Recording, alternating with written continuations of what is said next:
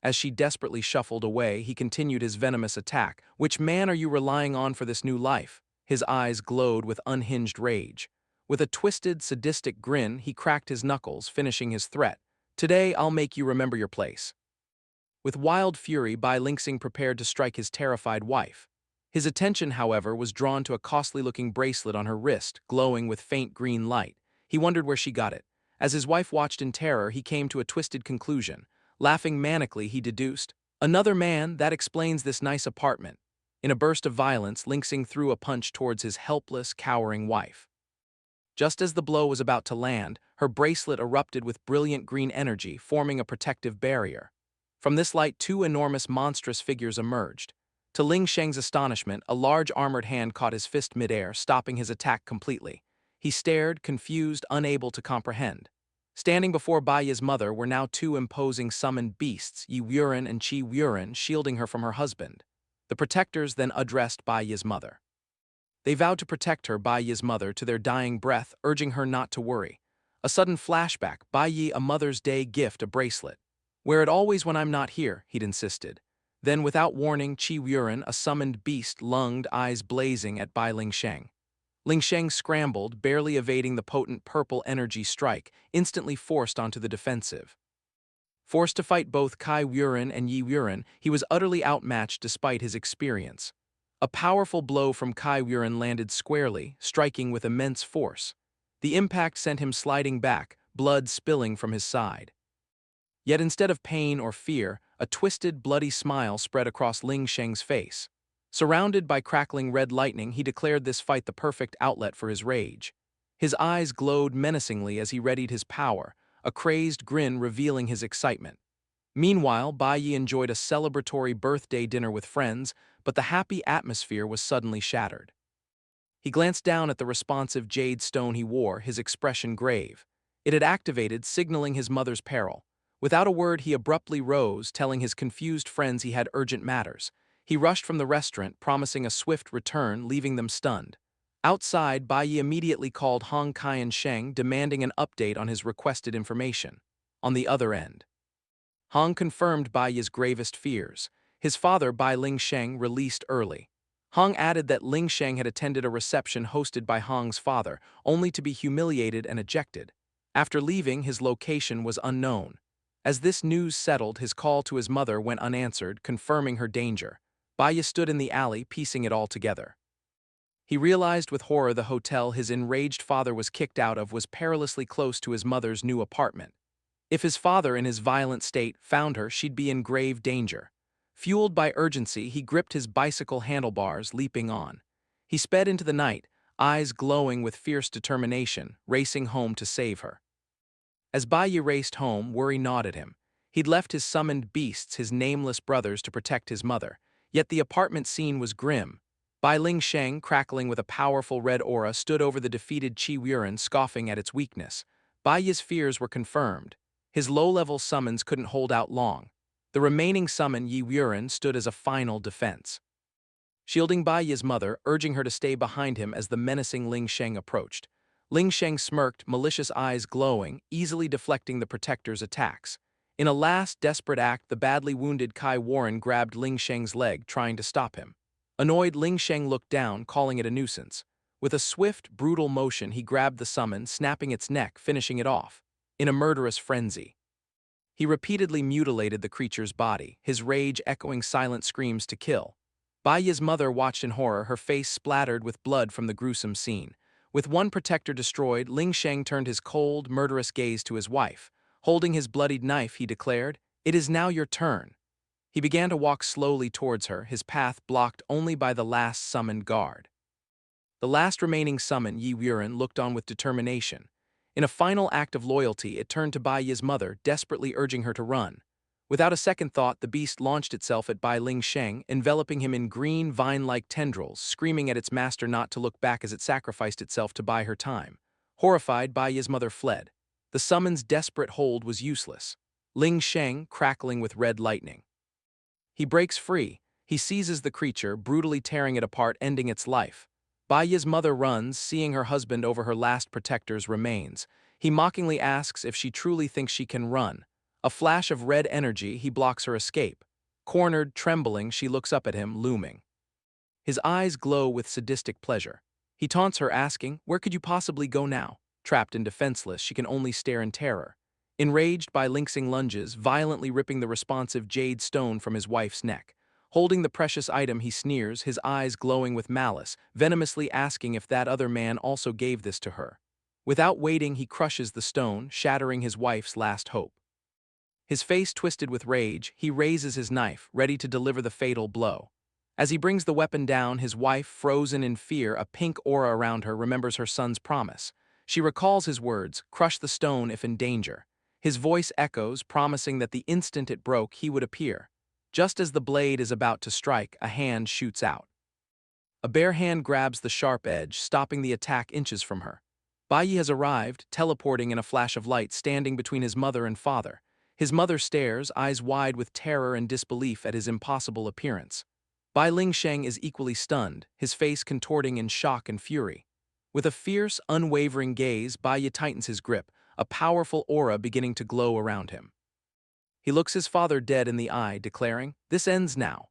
The intense confrontation triggers traumatic memories from Bai Yi's past. He remembers being a young, helpless boy, tears streaming, screaming for the fighting to stop.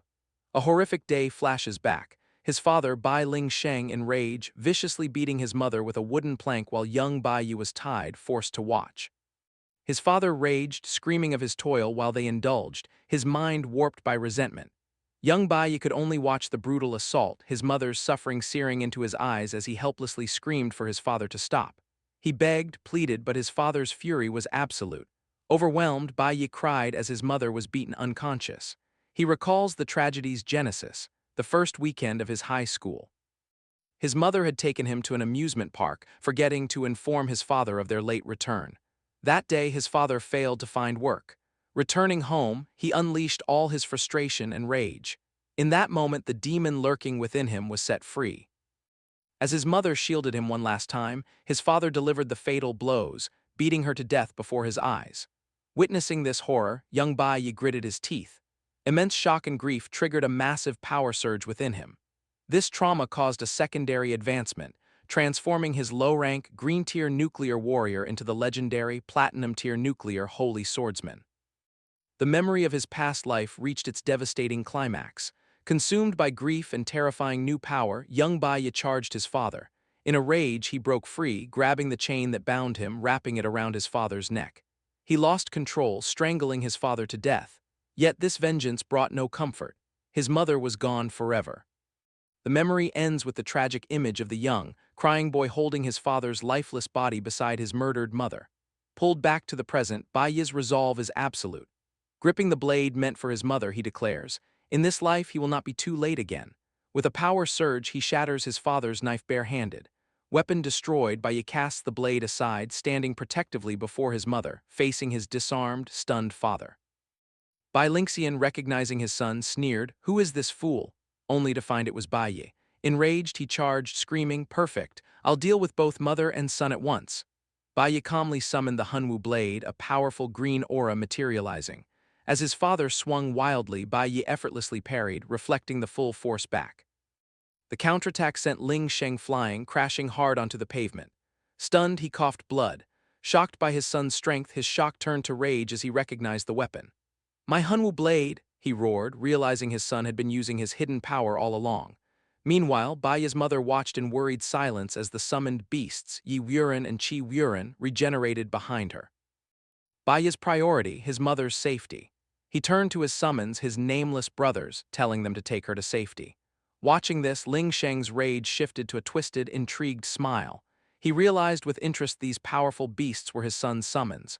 Pointing at Bai Yi, he pieced it together, a rare dual-element user, a nuclear warrior, and a flower-element summoner. This discovery sent him into manic laughter. He exclaimed with twisted pride that his son had awakened two professions so young, shouting Bai Yi was truly worthy of being his son. Bai Yi, however, remained stoic, unimpressed. Ling Sheng's pride quickly turned to menace. He told Bai Yi inheriting his talent wasn't enough, taking a threatening step forward. His tone turned cold, criticizing his son for moving out without a word. Bai Lingxian's rage intensified as he listed Bai Yi's unforgivable sins. going through his safe, sending his own father to prison. He screamed, "Ba, you must think he's grown up with two professions, arrogant enough to disobey him." With a final roar, he vanished in a flash of red lightning, launching a surprise attack. From a safe distance, Bayi's mother cried out a warning, but Bayi was ready. Brilliant blue energy crackled around his hand as a system notification confirmed his profession change to Cloud Element Mage. His gaze sharpened, instantly locating his father as he reappeared to strike. With a single, powerful command, Bayi unleashed a massive wave of ice, ensnaring his father mid-attack in a frozen prison. Ling Shang was utterly encased in ice, his face a mask of shock and confusion. He struggled, bewildered by this power, by why he was frozen. He muttered in disbelief, questioning if his son truly possessed dual professions. Standing calmly before him, Baya coldly corrected him. "You are wrong." The power dynamic had completely reversed. Ling Shang, trapped and helpless, Baya continued, his voice devoid of emotion. He told his father the number of professions he could awaken had nothing to do with him. He delivered a final, devastating statement. "In my eyes, you are now utterly worthless." Ling Sheng's eyes widened in pure fury at the insult. He struggled violently against the ice, screaming in rage. Furious with such defiance, Bai Ling Sheng unleashed a surge of red lightning, scoffing at Bai Yi's arrogance. He reminded his son, though Bai Yi just awakened, he was a battle-hardened C-class warrior. With a roar about who truly ruled the family, he shattered the ice prison in an explosion of energy. Yet Bai Yi remained completely unfazed. Now in his nuclear warrior profession, he readied the Hun Wu blade, easily blocking his father's furious punch with a powerful swing. Without a moment's pause, Bai Yi charged energy into the blade and lunged, delivering a devastating stab that completely bypassed his father's defenses. Ling Sheng stared down at the blade in his chest, his face a mask of pure disbelief. He couldn't comprehend how his son's attack broke through, muttering, "Impossible." Wincing in pain, he pulled the blade from his body, collapsing to his knees, clutching the wound. He questioned Bai Yi's incredible attack power. He insists an E-class warrior shouldn't be this powerful. Bai Yi, a menacing red aura swirling, stands over his defeated father. He declares, "From this day we are no longer father and son. My mother will also have no connection to you." With a cold, unwavering gaze, Bai Yi tells Bai Lingxing, "In my eyes, you are nothing." Crushed by the blow, Ling Sheng trembles, defeated. A low chuckle escapes, building into a maniacal laugh as he kneels before the son who overpowered him. Refusing defeat, he screams, "Do you know who worked tirelessly to support this family? You will always be my son, nothing changes that." Calling Bai Yi an ungrateful brat, Ling Sheng lunges in a last, desperate attack. Bai Yi effortlessly dodges, countering with a powerful kick to his father's face, sending Ling Sheng tumbling. As his father struggles, Bai Yi closes in. Ling Sheng throws a wild punch, easily evaded. Frustrated, he screams, "Why can't I land a single hit?" Seizing the opening, Bai Yi unleashes a rapid flurry, overwhelming his father completely. Beaten, broken, Ling Sheng stumbles back, spitting blood. He mutters, "I'm a C-class warrior. How can I be defeated?" Bai Yi strides forward, grabbing his father's hair, coldly asking, "Didn't you hear me?" Face twisted in rage, he declares, "You are no match for me." Bai Yi's mind floods with years of abuse. His father beating his mother, young Bai Yi tied, forced to watch. He recalls his father's home violence, a cowardice to face stronger foes outside. He sees him as weak, useless trash, reliving the moment his head was smashed. Back to the present. Bai Yi, consumed by fury, seizes the battered Bai Ling Sheng by his hair, roaring that he's no man.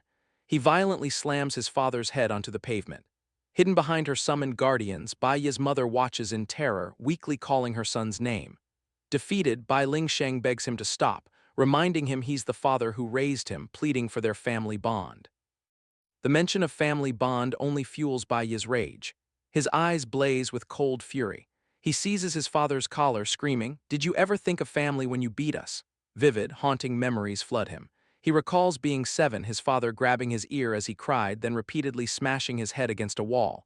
He pleaded, "I was wrong," while his terrified mother begged her husband to stop. But his pleas were useless. His father only pulled harder, tearing a piece of his ear, making him scream in agony. Bai Yi's anger intensifies, remembering the violence never stopped, even after his ear was torn. He recalls countless times his mother was beaten. Since his birth, she visited the hospital almost monthly. His father would strike her for anything, wrong food or simply his own unhappiness. Bai Yi accuses his father of unleashing all frustrations upon them. He roars, "Because of you, we never had one normal day." With a final surge of rage, he smashes his father's head onto the ground again. Standing over his broken father, Bai Yi scoffs, "You dare speak of family ties now? Do you even deserve one?" Bai Lingsheng lies motionless on the cracked pavement, utterly defeated. He struggles to rise, weakly apologizing, admitting his wrongs. He continues to beg, promising to change. Finally, Bai Lingsheng kneels, bowing his head to the ground, crying, "I am truly sorry."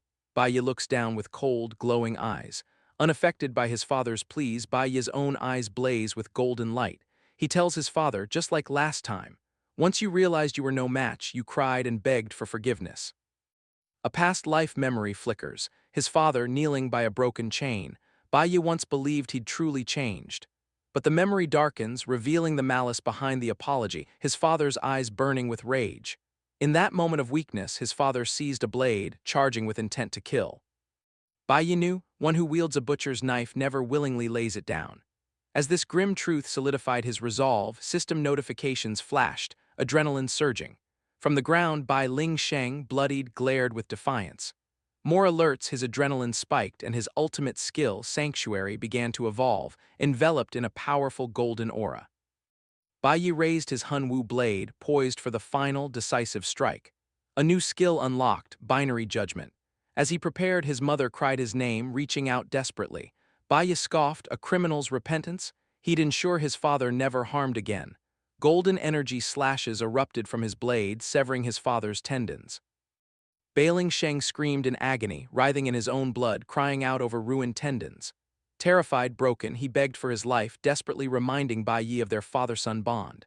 But his pleas were ignored. Bai Yi's expression remained cold, resolute. Switching to his cloud mage profession, Bai Yi summoned an ice shard, freezing his father's mouth shut, silencing him completely. With a grim gaze, Bai Yi raised his weapon for the final blow. His father had died by his hand in a past life. Why not again? Just as he prepared to strike, a voice suddenly cried, "Enough!" startling him. Whose voice? A woman's? He wondered aloud. It came from his summon, Yi Warren, standing protectively behind his mother, transmitting her voice directly. Through her summon, his mother's voice pierced the air, a desperate plea. "Do not become a monster like your father. He has already lost everything." Bai Yi paused, his gaze softening. His father will live in regret and resentment, a fate worse than death. She continued, tears in her voice, "I cannot bear to see you become the next monster." She feared his future, shrouded in darkness. A painful memory surfaced, his past life imprisoned for killing his father. The weight of her words and that memory pressed upon him. With new resolve, he looked up, "I understand." Turning to his icebound father, he declared, "I won't kill you, but you'll never approach us again." Bai Yi gripped his glowing blade, a skill from his past life. He unleashed Binary Judgment, a devastating golden cross slash designed to destroy awakened power. The attack struck by Ling Sheng, his awakened power was lost. Bai Yi stood over his powerless father. He sheathed his weapon, giving his final command, "Leave the city by tomorrow, stay away from mother forever." Walking towards his mother, protected by her summons, he delivered a chilling warning. He warned his father, "My summon Yi Wuren will remember your scent. If you come within 3 kilometers of mother again, I will hunt you down and kill you without mercy." Broken and powerless, Bai Lingxing lay on the ground, tears streaming as the ice melted. He whispered, "I understand," accepting utter defeat. The city fell silent after the confrontation.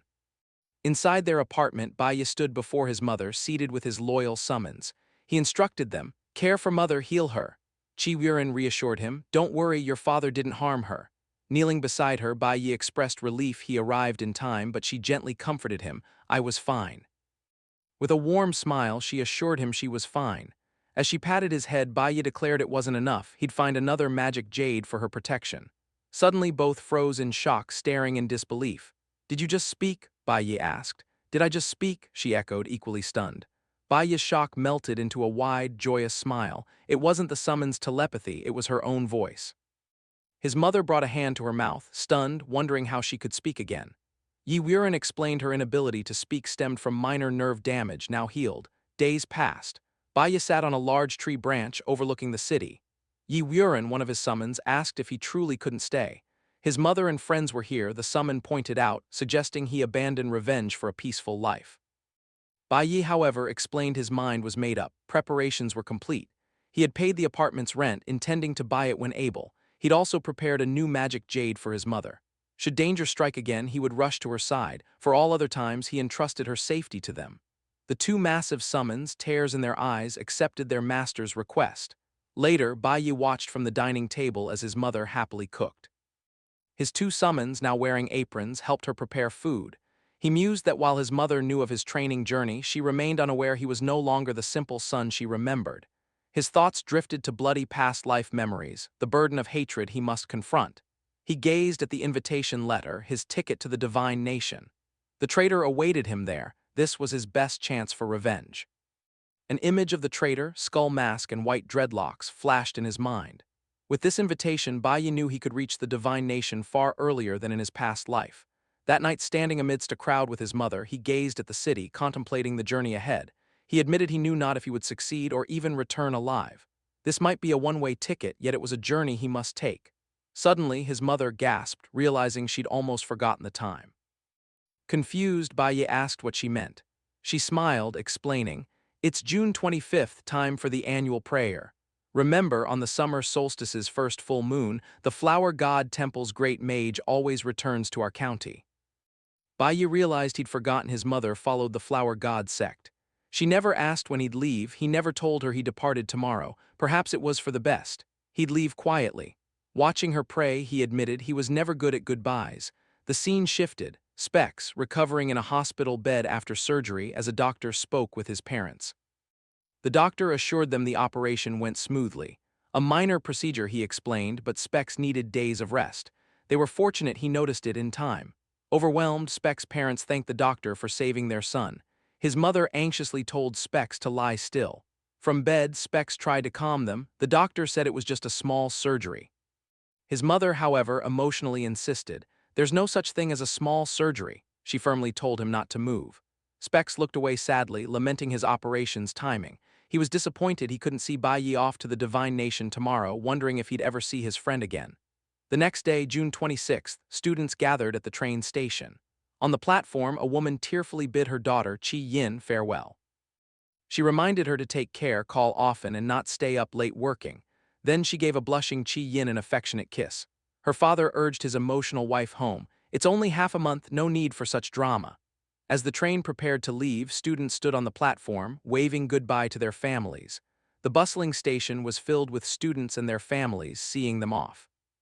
In stark contrast, Bai Yi stood alone at the far end of the platform, a solitary figure amidst the bustling crowd. Teacher Huang approached, a smile on his face, asking why he came alone and if his parents weren't accompanying him. Bai Yi averted his gaze, simply stating, "The train will arrive soon." Teacher Huang and Chi Yin nearby were surprised. "Have you always been so independent?" the teacher asked. Bai Yi's expression turned grim. "Yes, I am independent," he thought. As the bullet train sped into the station, he stood with his back to the platform, accustomed to solitude. Painful memories from his past life, the reasons for his isolation, flooded his mind. He remembered losing his family, a vision of his younger self covered in blood. He desperately tried to wake his murdered mother, his father's lifeless body nearby. He recalled losing friends, the shock of one dying from lung cancer before surgery, another simply gone, never to return. He relived losing his master and teammates, screaming their names as they fell in battle. A memory of his pre-regression self, face hardened, appeared. "I have grown accustomed to people leaving me," he thought. One after another, his entire life a series of painful farewells. He saw himself as a small, lonely figure, haunted by a vortex of his tragic past, parents, friends, comrades lost. He had long learned to calmly accept losing everything. At the busy train station, teacher Huang announced the train's arrival, telling students to board. Unlike the others, Bai Yi stood alone, a sad expression on his face. Lost in painful memories of solitude. As he was about to board, someone called his name. Completely shocked, he turned to an unexpected sight. His mother come to see him off, accompanied by his two middle school friends, Specs, recovering in a wheelchair, and his other friend. Bai Yi's friend explained to teacher Huang that Specs' parents watched him closely after surgery. Only Specs' insistence on saying goodbye allowed them to sneak him out.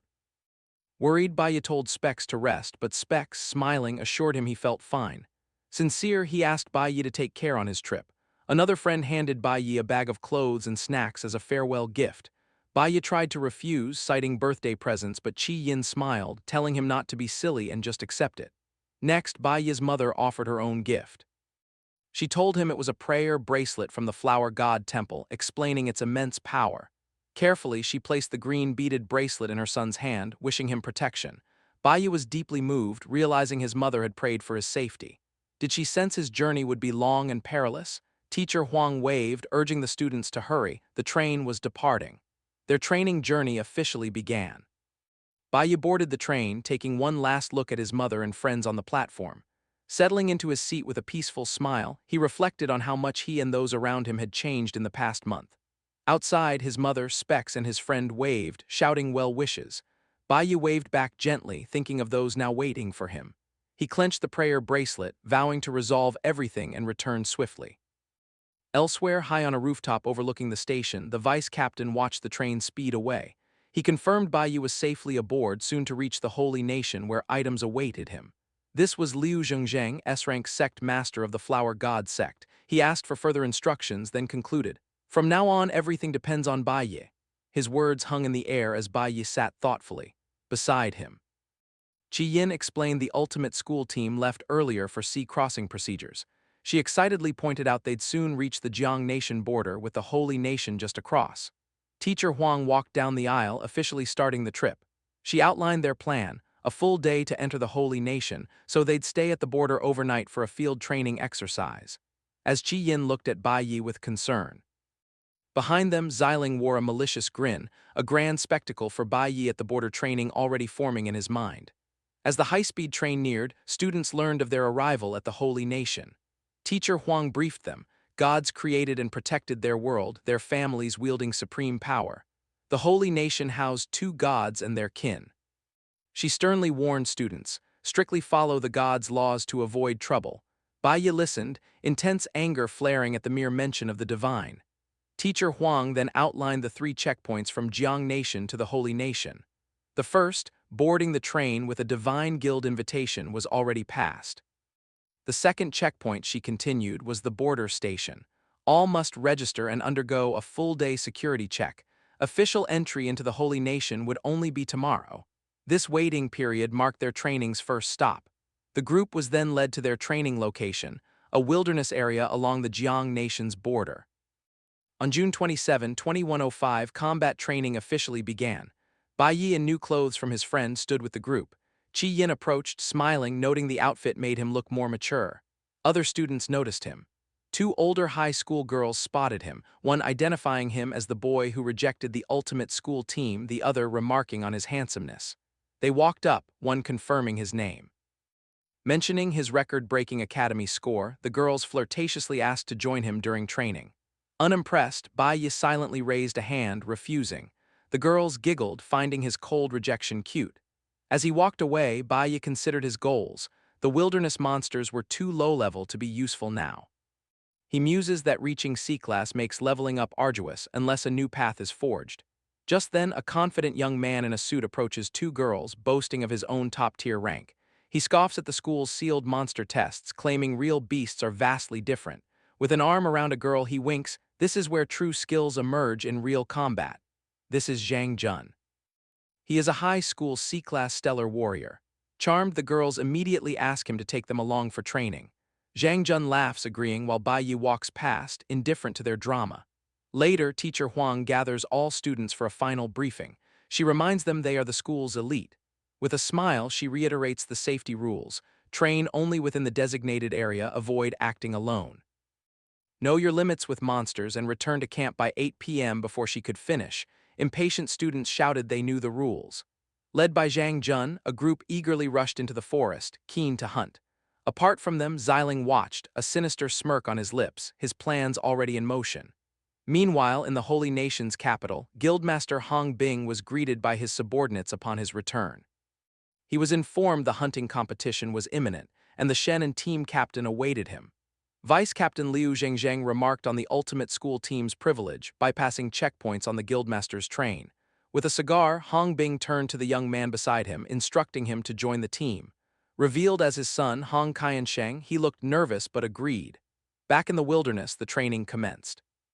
Underway, Zhang Jun easily defeats a lizard-like monster with a powerful, glowing punch. He stands triumphantly over the E-class beast, a red aura surging. The senior girls cheer, exclaiming how cool a red-tier C-class professional is. Zhang Jun casually brushes off their praise. Bai ignores them, studying his own status on a holographic interface. He reviewed his progress. All three of his professions, Cloud Element Mage, Nuclear Warrior, and Flower Element Summoner, had reached C-Class, yet he'd been stuck for over 10 days. Bai knew true experience came only from higher-level monsters, but this area's creatures were scattered, weak, and offered almost no experience. Killing weaker beasts yielded no reward, making growth agonizingly slow. Suddenly, the situation changed. Confident Zhang Jun was sent flying by a colossal purple spider-like monster, a D-class flower warrior. He and the two girls were terrified, realizing its overwhelming power. Wounded and panicking, Zhang Jun collapsed, screaming for help with the poison, yelling this was a full-power, unsealed D-class wild monster. Having easily dealt with the others, the enormous spider turned, charging directly at Bai Yi. As students screamed warnings, Bai Yi stood his ground, calmly summoning his glowing green blade ready to face the beast. With a single swing, he effortlessly defeated the giant D-class spider that had terrified them all. Notifications confirmed the kill, granting him experience and a poisonous spider leg. Zhang Jun and the two senior girls stared in utter disbelief at his power. Bai Yi, however, remained utterly unimpressed. He mused that low-level monster loot was useless, merely taking up space. The Divine Guild controlled all high-level zones, explaining the vast power gap between C and B class. With a dismissive gesture, he tossed the D-class item aside. The silver-haired girl gasped, shocked he'd discard it, but Bai Yi simply waved her off. Recalling his past life, Bai Yi knew high-grade magic crystals lay near the Holy Nation's border. He resolved to search deeper in the forest for superior materials. Later that evening, before 8 p.m., Bai Yi ventured deep into the dark woods. He'd found several magic crystals, yet sensed an unsettling anomaly. These crystals, born from concentrated energy, typically appeared in demon caves or monster-infested lands. Examining one, he realized its power had been drained, absorbed by some unseen force.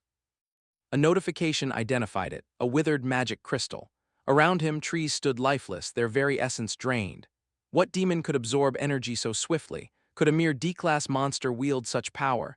His search led to a dead end, a tall cliff with a waterfall. At its base, something on the ground caught his eye, a broken container leaking strange green fluid. He crouched, peering closer, wondering what it was. Meanwhile, back at the campsite, 8 p.m. teacher Huang roasted giant monster legs over a roaring bonfire for her hungry students. Amazed, they exclaimed she hunted so many D-class monsters alone. Teacher Huang smiled, explaining, "This is also a wilderness survival simulation. Finding food is vital. Most of you fought all day, yet never thought to secure a meal." Two exhausted students grumbled, "This trip provided no food." They eyed a roasted tentacle suspiciously, wondering if it was even safe to eat. Teacher Huang and Qi Yin sat quietly by the fire. Teacher Huang noted, "Bai Yi and Xiling haven't returned from the forest yet. Save some food for them." Qi Yin complimented her teacher, "I thought you were just a theory teacher. Your combat skills are amazing." Teacher Huang replied that before teaching, her dream was to join the Divine Guild or become a priest. She sighed, admitting, "I was never strong enough to even try." She then confided, "This is my first time visiting the Holy Nation." She thanked Qi Yin and the students, explaining, "It's because of your and Bai Yi's excellent performance that I finally see the Holy Land I've always dreamed of." As Qi Yin began to respond, two red eyes suddenly glowed in the darkness behind her. Teacher Huang's face contorted in shock. Without hesitation, she shoved Qi Yin aside. A massive, sharp green leg burst from the shadows, impaling Teacher Huang through the chest, splattered with her teacher's blood. A horrified Qi Yin screams her name. Other students shriek in terror, bewildered by the creature. Meanwhile, Bai Yi races through the dark forest. He must hurry, warn everyone to evacuate. The danger, he realizes, stems from the broken Xiphon container he found. Back at camp, the mortally wounded teacher Huang clutches the appendage in her body. With her last breath, she urges students, "Run, find the nearest guild." She then rips the leg from her chest, revealing their attacker. A colossal, terrifying insect-like monster with glowing red eyes looms over the campsite, declaring, "Its nutrients are its own." The students realize with horror, a B-class demon. A system notification identifies it, a B-class flower warrior, the corpse spider. It is intelligent. Classified as extremely high risk, it originated from the Xiphon Industrial Laboratory. The warning, "Flee immediately, contact the Divine Guild." The story flashes back to earlier that morning in the wilderness from Xiling's perspective. Filled with resentment, he seethes, "Bai Yi has stolen all attention since his arrival." With a furious expression, he curses Bai Yi's arrogant attitude. He holds a Xifeng industrial container labeled, "Extremely Dangerous B-Class Corpse Spider." He breaks it, releasing the small, insect-like creature, commanding it to absorb nutrients. With a malicious smirk, Xiling reveals his sinister plan. He will wait until the monster has decimated everyone. Then he'll step in, saving the day, revealing the true savior. The scene shifts back to the present campsite. Xiling's plan has gone horribly wrong. He stares in desperation. How could it go so wrong so fast? Drawing his energy bow, he realizes with horror, the creature grew too fast. The now huge corpse spider glares down at terrified students, letting out a menacing roar. Wounded and terrified, the students huddle behind the badly injured teacher Huang, who stands protectively. Meanwhile, Bai Yi races towards the chaos. He recalls battling an S-class variant of this very monster in his past life, a brutal fight even with his advanced skills. Analyzing the creature's formidable offense and defense, he grimly realizes the C-class students and teacher stand no chance. Stand no chance against a B-class monster. A grim conclusion forms, even he cannot defeat it without unleashing his full power. Yet he hesitates. Revealing his multiple professions would surely draw unwanted attention from the gods. The colossal corpse spider looms, its shadow falling upon the students, instantly defeated and scattered across the ground. Badly wounded, teacher Huang struggles, realizing the monster's paralyzing attacks. Despite the agony, she clenches her fist, determined to protect her students. She glares up, wondering what to do as the monster mutters about delicious nutrients, a grotesque tongue emerging. Its predatory gaze then falls upon Qi Yin, also paralyzed and helpless. Just as the monster lunges for Qi Yin, a sharp ice shard pierces its head. Teacher Huang, despite paralysis and injuries, screams defiantly, "Don't touch my children!" Annoyed, the monster refocuses on her, deciding to start with the teacher. Its long tongue unfurls, transforming into a horrific, tooth-lined maw, ready to devour her whole. But just as the monster lunges, a flash of green light slices through the air, severing its menacing tongue. Bai Yi appears, standing protectively between the creature and the shocked teacher Huang, arriving just in time. Calm and focused, he faces the corpse spider. As it attacks again, he meets it head-on, slashing repeatedly, cutting its ugly tongue to pieces. Stunned by the fierce counterattack, the monster falters. Seizing the moment, Bai Yi moves like a blur, snatching teacher Huang and shielding her behind him as a powerful green aura erupts. The enraged corpse spider lunges, but Bai Yi, now wreathed in red, moves to meet its charge. He quickly realizes his C-class warrior might is insufficient to fell the B-class beast. A new strategy forms: control the beast first. A system prompt confirms his switch to Cloud Element Mage. Leaping skyward, Bai Yi summons his mighty mage staff, unleashing a C-class control spell. A colossal wave of jagged ice erupts, engulfing the corpse spider, instantly encasing it in a thick prison of ice. Bai Yi stands before the frozen B-class monster. A red aura still radiated from him as students watched in stunned silence. Zhang Jun and the two senior girls were utterly disbelieving. Zhang Jun stammered, "That handsome boy froze a B-class monster." The silver-haired girl exclaimed, "He's not a nuclear warrior." Pointing a trembling finger, Zhang Jun articulated the unspoken question, "Are you a dual-class professional?" Bai Yi met their gaze, his expression firm. He mused, even if it meant exposing his secret, he could not simply watch his classmates perish. Teacher Huang, still bleeding but now standing, weakly asked Bai Yi, "Are you all right?" Before he could answer, the massive ice prison holding the corpse spider began to crack. A menacing voice echoed from within, "This is not over," as the ice continued to splinter. Suddenly, the entire structure shattered, but the monster was nowhere to be seen. The other students, confused and panicked, cried, "Did it vanish? Is it dead?" Bai Yi stood calmly amidst the ice shards, stating, "It's not over yet." He explained he only injured it, it would reappear soon. With a grim, furious expression, he admitted his current strength was insufficient to slay the beast, urging immediate evacuation. As students helped the injured teacher Huang, she refused to leave, insisting they leave her behind. Bai Yi asks why she stays. She explains Xiling hasn't returned, and Bai Yi falls silent. Teacher Huang, fiercely determined, declares her duty as a teacher to bring back every student. They were to gather at 8 p.m. What if Xiling returns to an empty camp? Hearing this, Bai Yi calmly reveals a shocking truth. Holding the broken container, he tells his teacher, Xiling released the monster. A painful memory flashes, a happier time with his past life team, the Divine Core. He recalls them eating, Han Zioling exclaiming about food and Ling Yue playfully teasing his fast eating. This warm scene shatters, replaced by the traitor's memory, who once joked about Bai Yi's eating. Then, the horrifying betrayal, Bai Yi's body suddenly paralyzed.